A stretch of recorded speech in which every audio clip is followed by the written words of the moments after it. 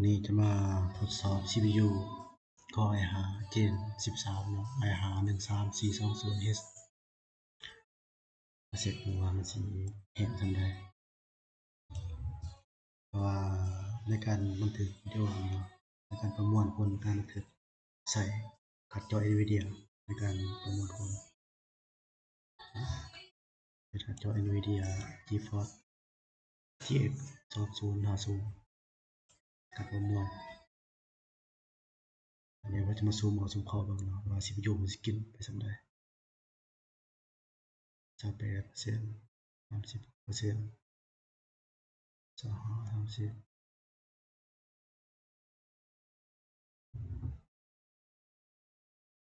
59% 55% 56 50 50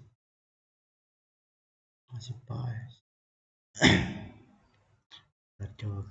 NVIDIA กินไป 50% RAM กินไป 50% CPU กินไป 50% เนาะข้อมูลตอนดินก็ประมาณอยู่926ตอนตามข้อมูล2จุดมาซูมใส่รายงานได้แบบบ่สะดุดเนาะ